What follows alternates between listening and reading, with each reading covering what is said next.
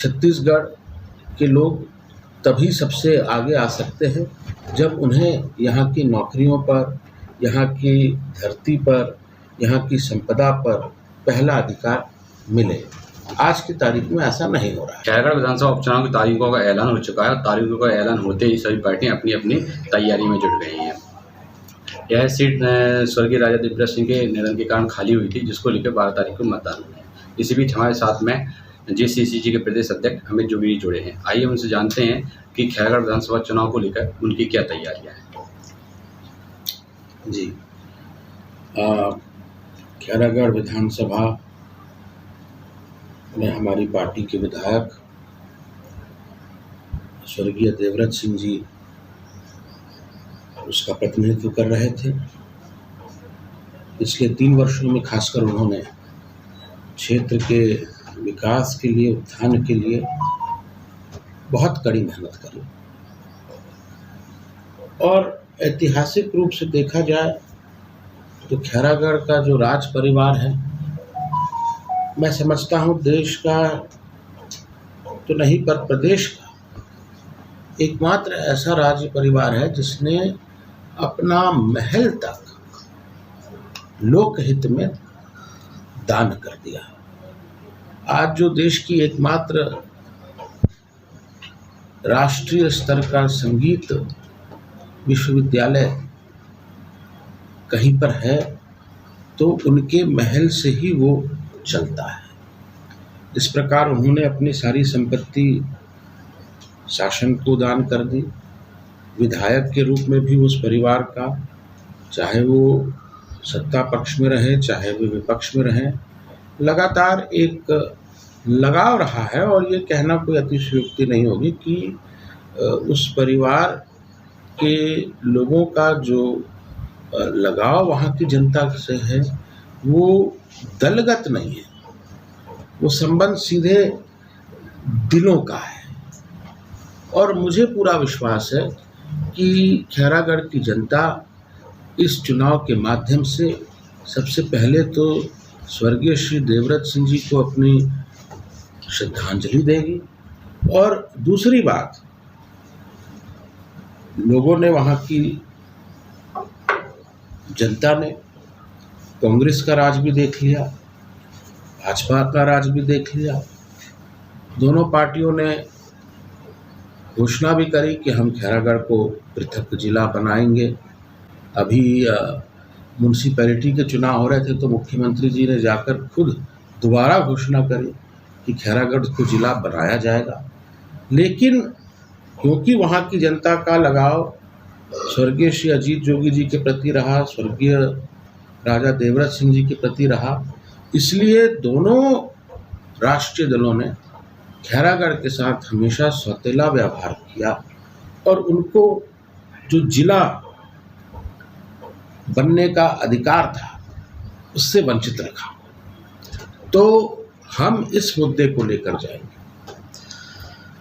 खैरागढ़ की seat party की सब दांव पर है खैरागढ़ पे, तो इसको लेकर आपकी क्या अगली रणनीति रहेगी? 24 तारीख को 12 बजे हम लोग नामांकन भरेंगे और उसके तत्काल बाद जनता के बीच जाएंगे और स्वर्गीय देवव्रत सिंह जी के नाम पर, स्वर्गीय श्री अजीत जोगी के नाम पर उनसे पृथक खैरागढ़ जिला की मांग को लेकर उनसे आशीर्वाद मांगेंगे। क्या इसी चुनाव को लेकर 2023 की तैयारी देखी जा सकती है? हम लोग तो लगातार अपनी तैयारियां कर रहे हैं। 2 साल कोरोना के रहे, इसलिए फील्ड में निकलना मुश्किल हो गया था हमारे लिए भी, हमारे कार्यकर्ताओं के लिए। पिछले 2 वर्षों में हमने अपने प्रथम पंक्ति के कम से कम 21 नेताओं को खो दिया है कोरोना के कारण। तो अब हम लोग नए सिरे से सदस्यता अभियान चलाएंगे। हर जिले में जाकर सदस्यता अभियान किया जाएगा, बूथ स्तर में नए सदस्यों को जोड़ा जाएगा। पिछले लगभग 6 महीनों में हमने ब्लॉक स्तर तक पूरे प्रदेश में अपनी कार्यकारिणी का गठन कर लिया है।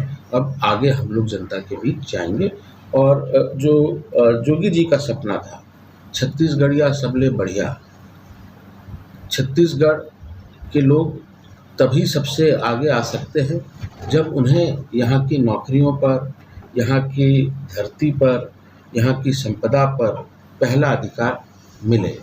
आज की तारीख में ऐसा नहीं हो रहा है। लोग बोलते हैं कि जब तक अजीत जोगी पार्टी में तब तक जेसीजे थी। अगली रणनीति आपकी क्या होगी? अभी नगरीय निकाय चुनाव हुए, हम लोगों ने अपनी क्षमता के अनुरूप 2 जगह अच्छे से चुनाव लड़ा, बिरगांव नगर निगम क्षेत्र में, जामुल नगर पालिका क्षेत्र में, और हमारी पार्टी का जो 2018 में वहाँ प्रदर्शन रहा उससे दुगने तिगने वोट इस बार हमको मिले हैं। तो मैं इसको इस रूप से देख रहा हूँ कि शहरी क्षेत्रों में पहले भी मुझे लगता है कि हम लोग इतने मजबूत नहीं थे, पर जब शहरी क्षेत्रों में हमको इतनी बड़ी तादाद में अब वोट मिल रहा है, हम वहाँ पर एक निर्णायक भूमिका निभाने की स्थिति में आ रहे हैं, तो मुझे पूरा विश्वास है कि छत्तीसगढ़ की जनता बहुत समझदार हो गई है, बहुत सचेत हो गई है, और क्षेत्रीयता की जो भावना है, हम लोगों को हमेशा ये महसूस होता है कि ये प्रदेश क्या बाकी जो लोग हैं उन्हीं के लिए बना है। छत्तीसगढ़ के लोग यहाँ पे केवल मजदूरी करेंगे, हम लोग क्या मालिक नहीं बन सकते? ये जो भावना है, इसको लोगों तक ले जाना है, और मुझे पूरा विश्वास है कि जिस प्रकार से देश के बाकी सभी अन्य राज्यों में क्षेत्रीय दलों की सरकारें बन गई हैं, छत्तीसगढ़ में भी इस बार क्षेत्रीय दल की ही सरकार बनेगी। क्या जेसीजे में इतनी ताकत बची है कि 2023 में अकेले पूरे प्रदेश में अकेले चुनाव लड़ पाएगी?